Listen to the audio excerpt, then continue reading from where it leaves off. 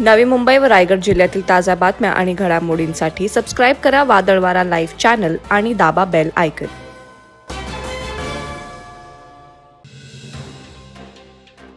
गेली अनेक वर्ष मराठा समाजासाठी प्रथम समाज मग कुटुंब या उक्तीवर आधारित अनेक उपोषणं, अनेक आंदोलनं यांचा पवित्रा सोबत घेऊन निघालेल्या मराठा समाज योद्धा मनोज जरांगे पाटील हे लाखो समाज बांधव सोबत घेऊन महाराष्ट्र राज्याची आर्थिक राजधानी मुंबईकडे रवाना झाले होते। समाजाप्रती तळमळ लक्षात घेऊन महाराष्ट्र राज्य शासनानं ज्या मराठा समाजाचे नागरिक आणि त्यांचे पूर्वाश्रमीचे सगळे सोयरे यांच्यासाठी कुणबी प्रमाणपत्र देण्याचा निर्णय घेतल्याने माणगाव तालुक्यातील सकल मराठा समाजाकडून 27 जानेवारी रोजी माणगाव येथे मुंबई गोवा हायवेवर फटाक्यांची आतिषबाजी करत एकमेकांना पेढे भरवून आनंदोत्सव साजरा करण्यात आला। यावेळी महाराष्ट्र शासन आणि मराठा समाजाचे मुख्यमंत्री नामदार एकनाथ शिंदे यांचं माणगाव तालुका सकल मराठा समाजाकडून आभार व्यक्त करण्यात आले। जोपर्यंत महाराष्ट्र शासन मराठ्यांना आरक्षण देत नाही तोपर्यंत मराठा समाज मुंबईत तळ ठोकून बसणार असं चित्र निर्माण झाल्याने नवी मुंबईत मराठ्यांचं भगवं वादळ पाहायला मिळालं। जरांगे पाटील यांच्या मागणीप्रमाणे शिंदे सरकारनं मराठा आरक्षणावर तोडगा काढत मराठा आरक्षणाबाबत अध्यादेश जारी केला असून मराठ्यांना आरक्षण मिळण्यासाठी मार्ग मोकळा झालाय। शासन अध्यादेश मंजूर होताच रायगड जिल्ह्यात खालापूर तालुक्यातील मोहोपाडा मुख्य बाजारपेठेतील शिवाजी चौकात मराठा बांधव एकवटला। यावेळी परिसरातील मराठा बांधवांनी आनंदोत्सव साजरा करत एक मराठा लाख मराठा घोषणा देऊन फटाके पेढे भरवत विजयी जल्लोष साजरा केला। उल्वे नोड येथील सेक्टर 16 मधील गेल्या 12 वर्षांपासून मुख्य रस्त्याचं काम प्रलंबित होतं। सिडको व्यवस्थापनाकडे अनेक बैठका घेऊन हा रस्ता पूर्ण करण्यासाठी त्यांनी प्रयत्न केले। प्रकल्पग्रस्तांची घरं या रस्त्यांमध्ये येत असल्याकारणाने त्यांना योग्य मोबदला मिळवून देण्यासाठी त्यांनी प्रयत्न केले। गेली 12 वर्षांपासून या मुख्य रस्त्याचं काम प्रलंबित होतं। गेल्या महिन्यात या कामाला सिडको प्रशासनानं सुरुवात केली होती। या रस्त्याचं काम पूर्ण करून शुक्रवार दिनांक 26 जानेवारी प्रजासत्ताक दिनी सर्वसामान्य जनतेसाठी जिल्हा अध्यक्ष महेंद्र शेठ घरत यांच्या हस्ते या रस्त्याचं लोकार्पण करण्यात आलं।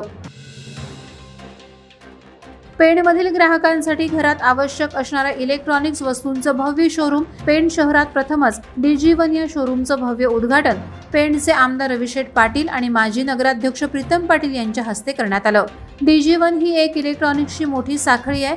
ग्राहकांसाठी आकर्षक रेट आणि आकर्षक gift, finance scheme, credit card scheme मिळतील आणि उत्तम सर्व्हिस दिली जाणार आहे असं DG1चे मालक हरीश मूलचंदानी यांच्या मार्फत सांगण्यात आलं।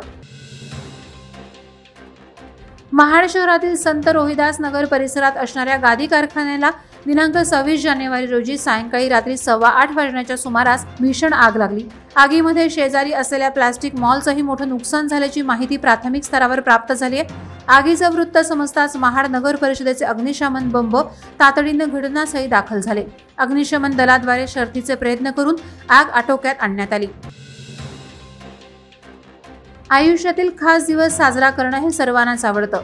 त्या ठिकाणी काहीतरी स्पेशल करून तो दिवस कायमचा आठवणीत करून ठेवला जातो। रायगड पोलीस दलातील निवृत्त विश्वनाथ पाटील या अधिकाऱ्याने अशीच आगळीवेगळी गोष्ट करून आपल्या वयाच्या 66व्या वर्षी 11,111 जोर बैठका मारून भारताचा 75वा प्रजासत्ताक दिवस खऱ्या अर्थानं साजरा केला।